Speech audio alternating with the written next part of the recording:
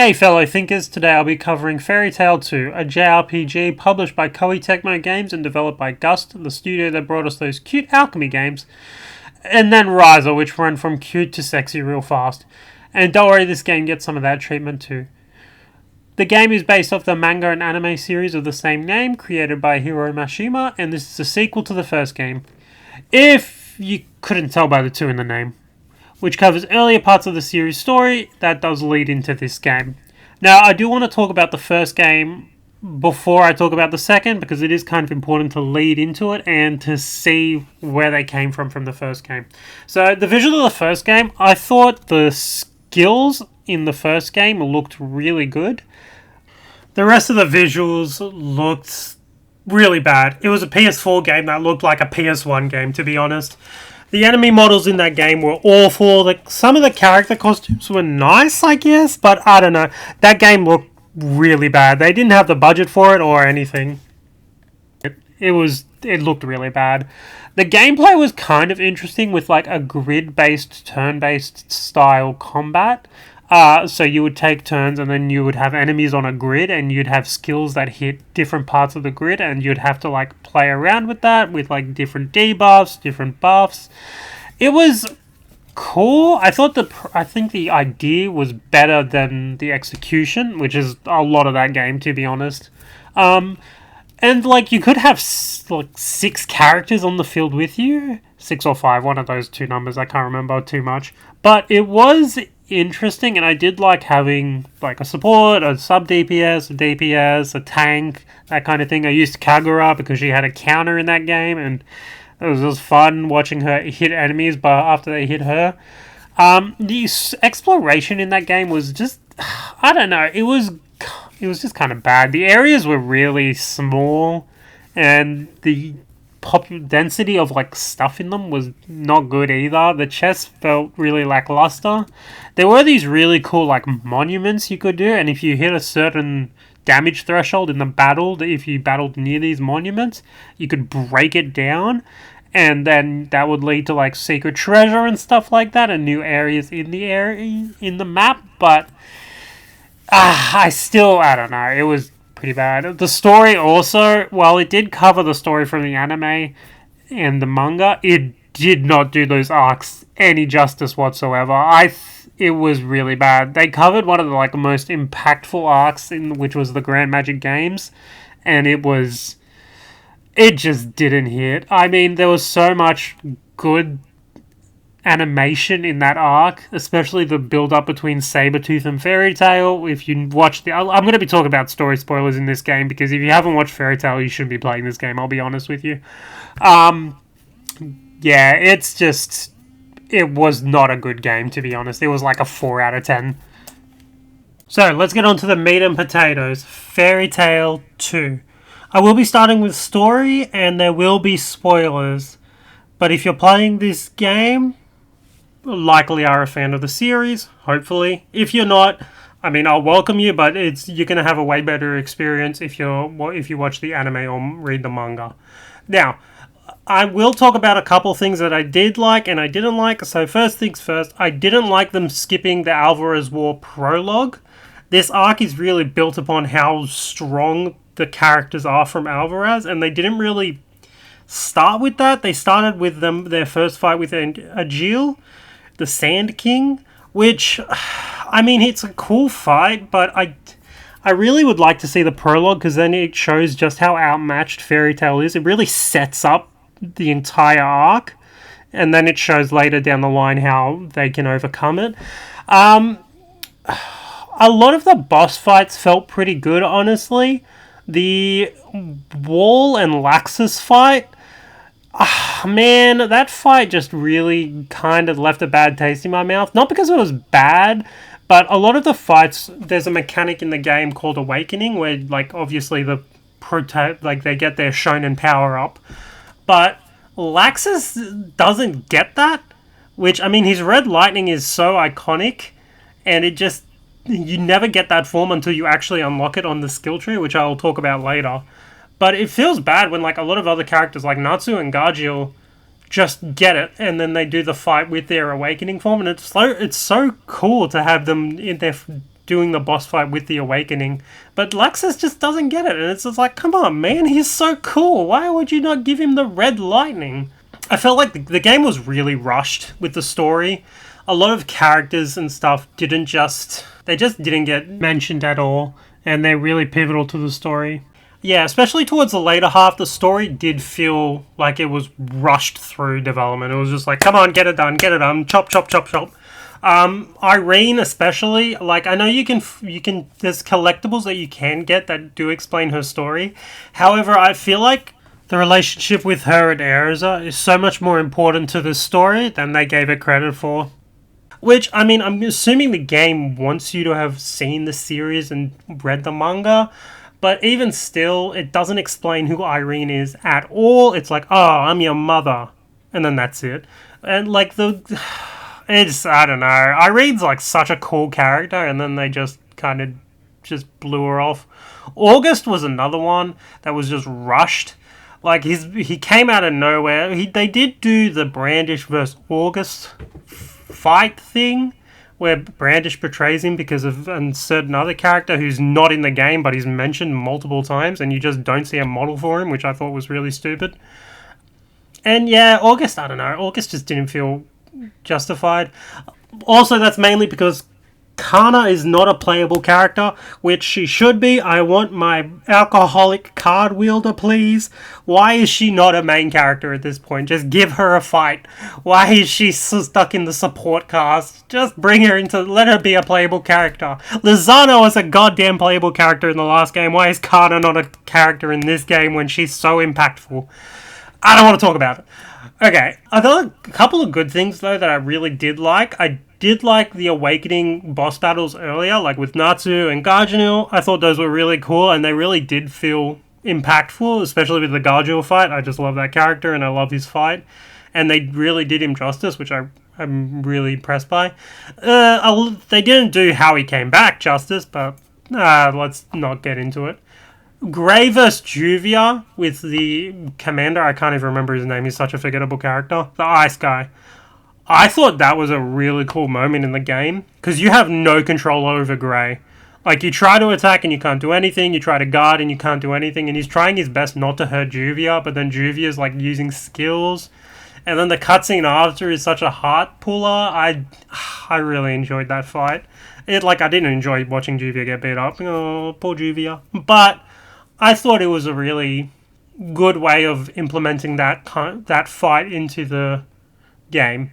Another really good thing I like, that I don't know if everyone will, but the main cast joining the fight against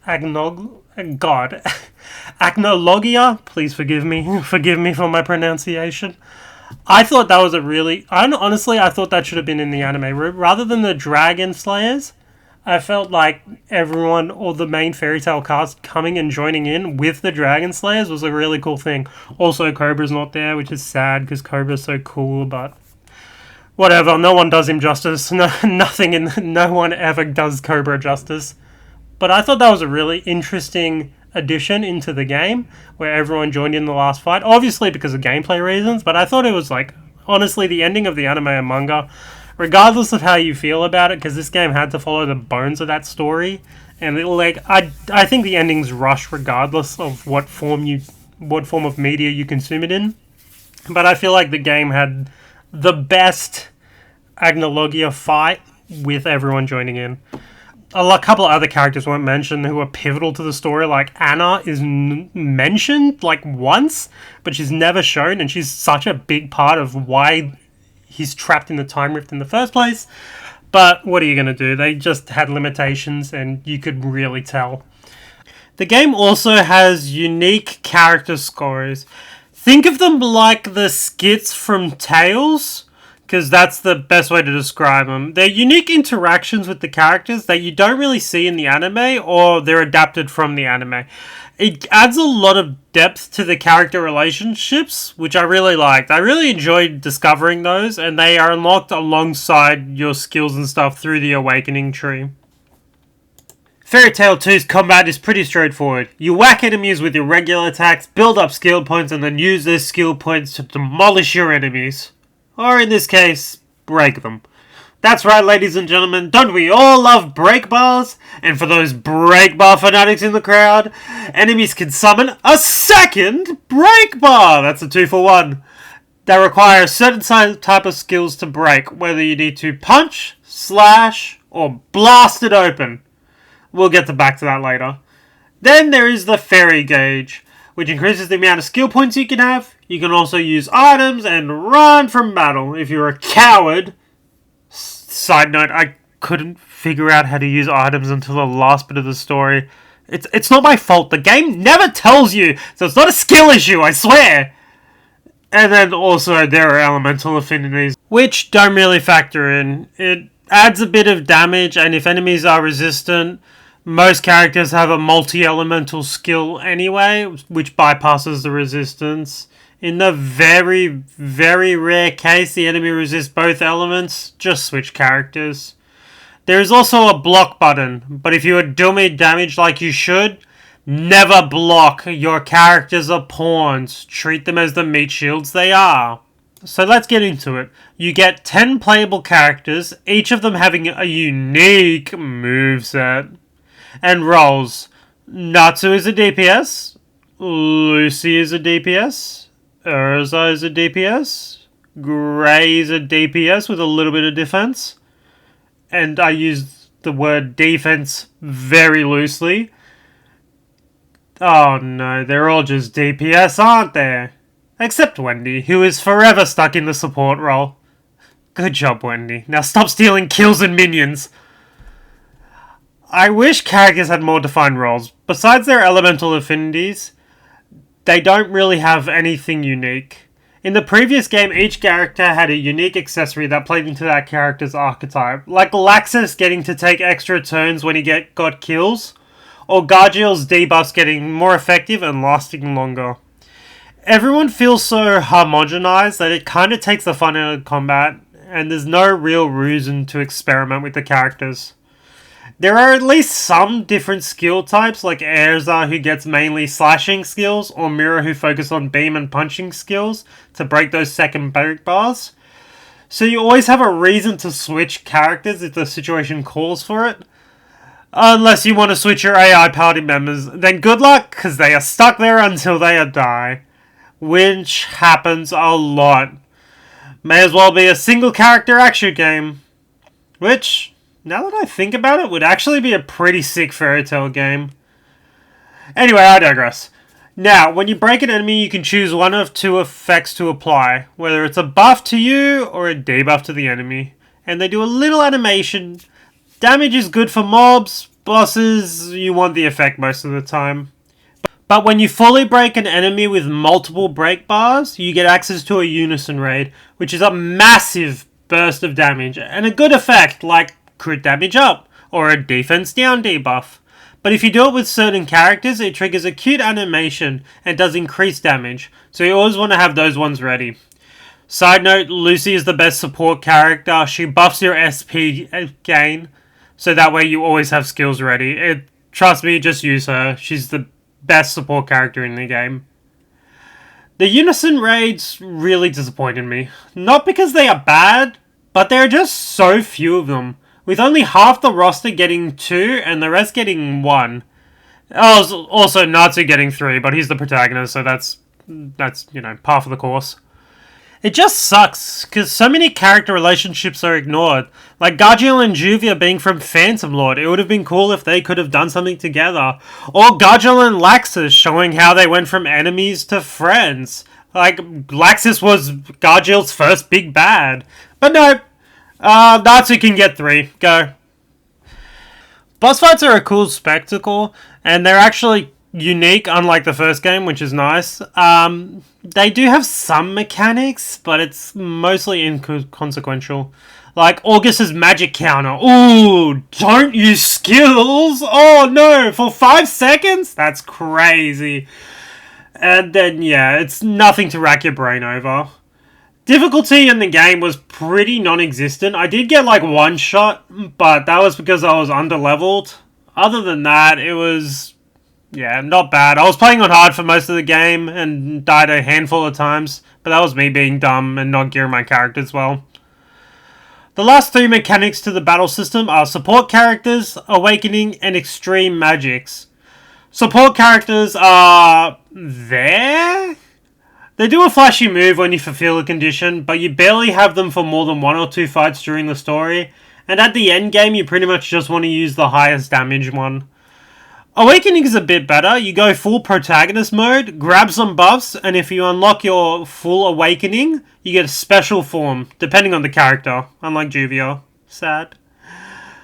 It grants you new skills, flashy animations, it gives you more damage, but that's it. There's no real drawback or strategy involved. You can just hit a awakening when you break an enemy, and then go for gold. Lastly, extreme magic. The most impactful battle mechanic. 3 cats can heal you with fish, then debuff your enemies with rotten fish. Or your girlfriend could summon a black hole while her friend fires a laser at it. Or your arch nemesis could res and buff your entire party. It's probably my favourite mechanic. Not all of them have uses, but the strongest ones require more time in the battle to activate, and it's based on your fairy level, so you have to use them at the right moment to get the most effect. There is a skill tree which unlocks skills and passive bonuses, but it's all pretty standard stuff. Sometimes you need certain items from the overworld to fully unlock, but play the story enough, do a bit of hiking, take in the sights, and you'll be fine. The exploration is fun. There are collectible plues you can find and field bosses which give the locations of the plues, which you need in the snow areas because he is impossible to see, which is fun because you can just hear him spam the voice line over and over. The field bosses also provide a decent challenge. Not really that unique as they're just sized up mobs that you can find around with a spooky purple aura. And then there are magic pools, which just kill these guys, get substats for your accessories, that provide Lacrima stats at a much smaller rate. Cool. You unlock these way too early, as only blue 3 and 4 star Lacrima can even have slots, but anyway. So in all, not much build variety and progression is meh, but running around the areas are fun. The visuals of the game are great. The models blend well into the Gust art style, except the enemy models, which are just upscaled from the last game. You can definitely tell. The environments are pretty good. The seas of some of the worst looking zones, but the deserts, forests, and mountains all look really nice. Much better than the first game. Music. Done. Performance was okay. The game's not really well optimized for PC. That or the models just stagger like crazy when you're sprinting. I did have a few frame drops during unison raids and some other skills. No crashes though, which is a plus. Fairy Tail 2 is a good 6.5 out of 10 game. No other way to say it. I wanted this game to be better, but I'm still happy with what we got. It's got fun enough combat. It's a lot less nuanced than I'd like it to be, but it fits the series decently enough. Boss battles are fun, exploration is good, running around to see the different areas is good, and the zones aren't too big to make it boring. Progression is non-existent, and characters not having any identity really hurts, but I had fun using Juvia as my main water girl. All in all, not a bad game, but definitely not worth the price. It is now. Wait for a discount. Alright, don't forget to like and subscribe, and you guys keep on thinking.